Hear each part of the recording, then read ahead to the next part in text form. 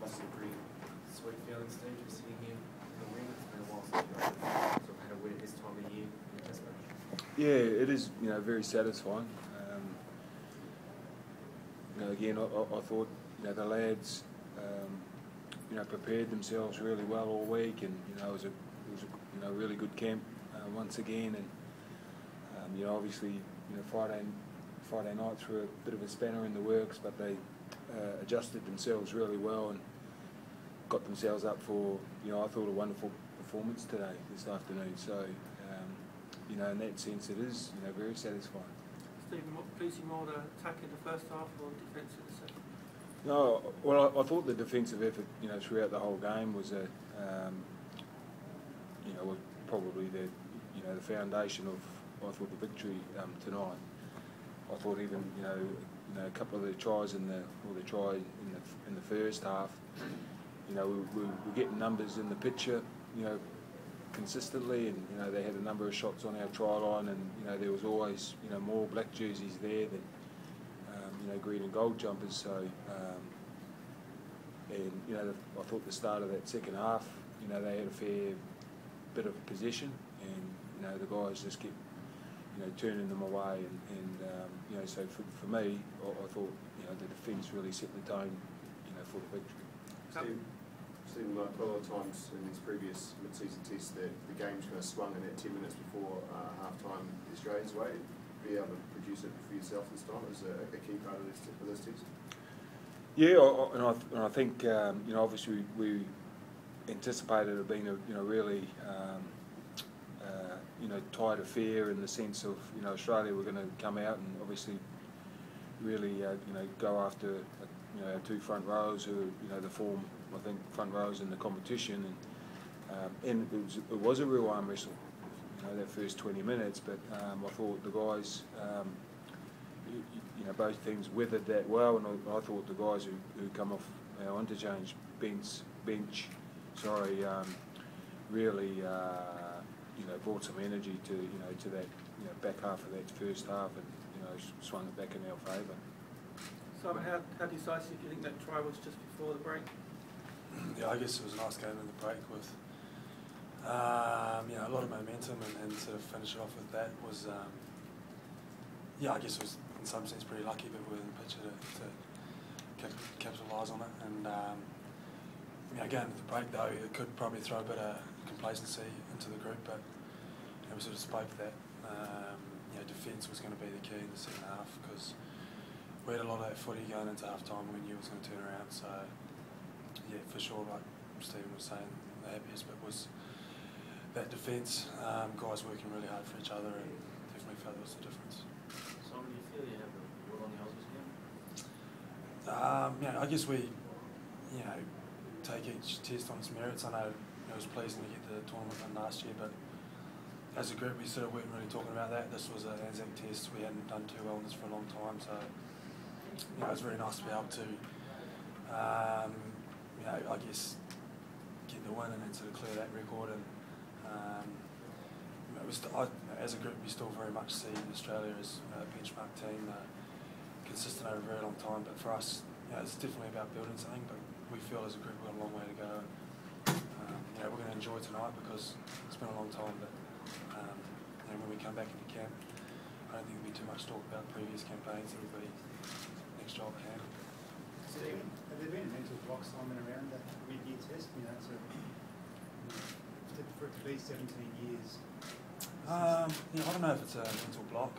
I guess the only thing I can really pick out different for this year was we had pretty much the same group as sort of last time we were together. So I think any time you can get consistency in your selection, and training runs so much smoother when you know guys how they play inside and outside you, because the week's so short. You you sort of have maybe two main training sessions in your into game, so definitely thought that helped, and I guess the smooth transition into that week's training I think helped us tonight. Steve, you feel like you're just scratching the surface a bit with this group. I mean, there's so much upside to a lot of your players and a lot of test football ahead of them. You're sort of excited what they can potentially achieve.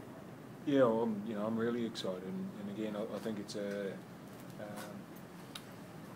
as Simon's, has touched on, we are a young group, with some real talent in there,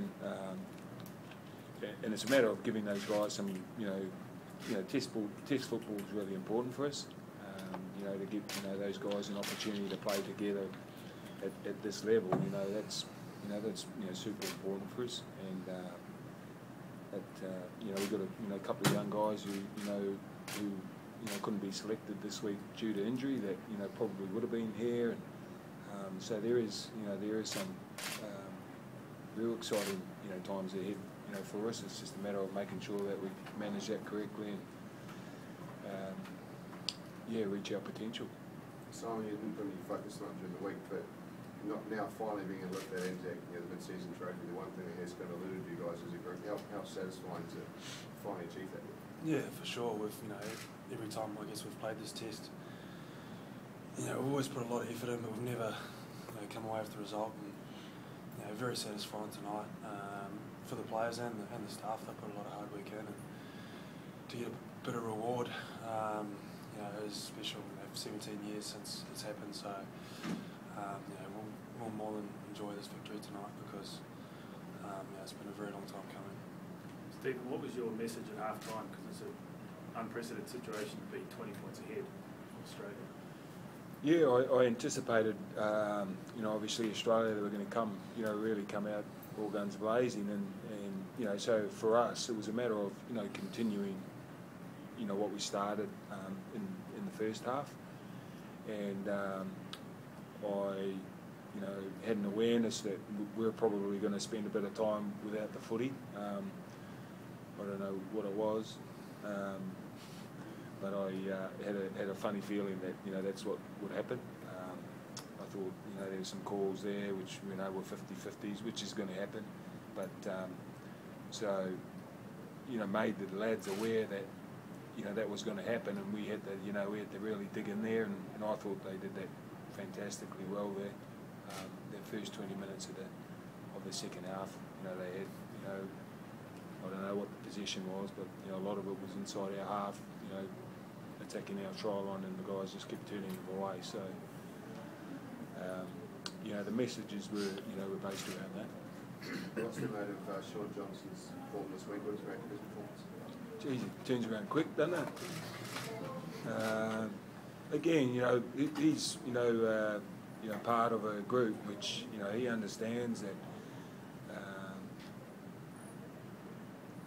that the guys that are in front of him, his forward pack, and the guys around him, if they're getting their jobs done, then Sean gives Sean an opportunity to do what we saw tonight, what he's capable of, and I thought Sean did that, and I think when the opportunity presented itself for him, he was there to skin it, and I thought that's all we've asked of him all week. We've asked no more, no less, and he got his job done like everyone tonight, and I was really pleased for him. Simon, what if now, mate, doesn't take a backward step? Who's that, sorry? To Powell. Oh yeah, he definitely added some punching off the bench. After starting two props, set a good platform and weathering a bit of a storm from Aussie, and to bring someone like that on, he added a lot, and we managed to get a bit of momentum and hold on to the footy off the back of his carries and score some points. So I thought he played a pretty important role for us tonight. Did you see him with the throat slip there? I mean, what did that do for the team? Yeah. He wasn't going to take any nonsense. No, I think Marty would tell you probably got a little bit carried away there. That's not us. He's passionate, and he was doing a great job for us. That's not us. He's been fired up, but it's understandable in a test match. So I was asking about Manu as well, obviously the other match, and he's having another pretty amazing year for a guy who's been around a long time already. What influence does he have? Yeah, he's massive for any team he plays in. I know playing alongside him at the Warriors for a number of years, and the Kiwis now, for also a number of years that, you know, he's such a damaging player, both ends of the field getting us out of trouble, and then, you know, his try scoring ability, you know, more than deserved man of the match tonight. Real special player, real special team man, a guy you want in camp every time the chances to have him in there, brings so much to the team and gives the guys confidence playing alongside him, so a real special player. Stephen, how's Greg Eastwood? Yeah, no, he's good. Yep. Stephen, do you think after what happened last year, Four Nations tonight, people and especially the media will stop questioning your selections now? To be fair, it didn't bother me before. So again, in terms of the questioning of the selections, like, for me, first and foremost, it was always about what I thought was best for the team, and you know, that doesn't change. If some people disagreed with that, then I can't stop that. But my thought process was always about, you know, what's going to, you know, best suit the team, and that won't change in the future. And, you know, the lads now understand, you know, what they need to bring to the table to get selected, and so yeah, that's not an issue for me. Stephen, given the age of your team moving forward to, say, the next World Cup, you must be excited about what they can achieve, particularly when you think Roger joins Sean next year for Warriors, and they can just build that combination at club level as well as test level. Yeah, it is exciting, you know, but again, between, you know, now and then, it's, you know, we still need to, you know, keep the World Cup's 2 years away, and for us, you know, we've got a test series at the end of this year in England, and you know, there's a Four Nations at the end of next year, so there's still a lot of hard work to do, and a long way to go. But I think what the result last year and the result tonight does is, you know, it says to the players who are missing out.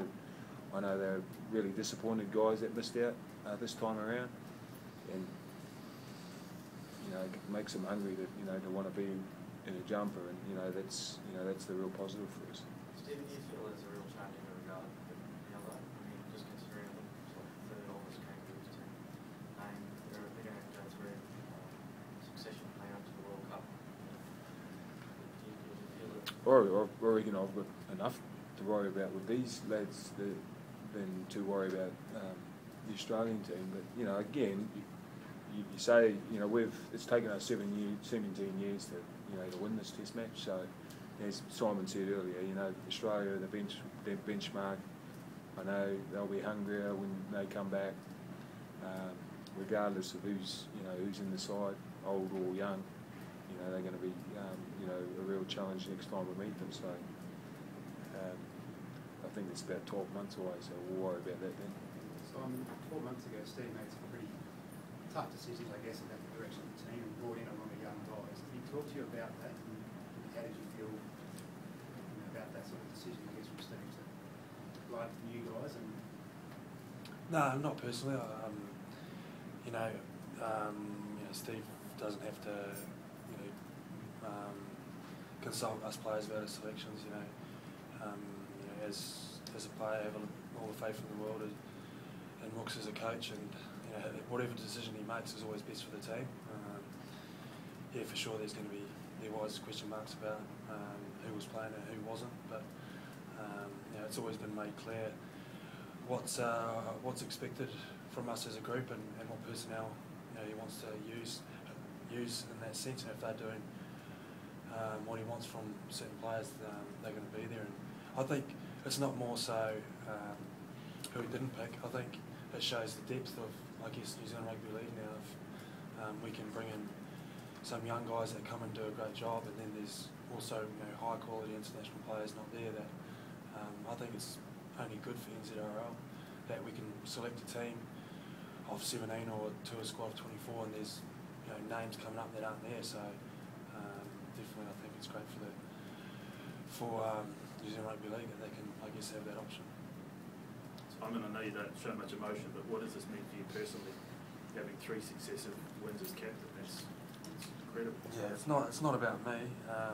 you know, I'll show a lot of emotion once I get out of this room and get a few beers under my belt. But you know, it's about the group and the players that you know, put in a lot of effort, and I guess it's just special to be part of that. Very much collective, you know, right through the team playing to the players that didn't get on the field to the staff, you know, organising everything through the week. So you know, everyone will enjoy this, you know, in the squad and the staff. So it is special to be part of it. Definitely look back on it when we finish, but yeah, definitely got to enjoy the moment. And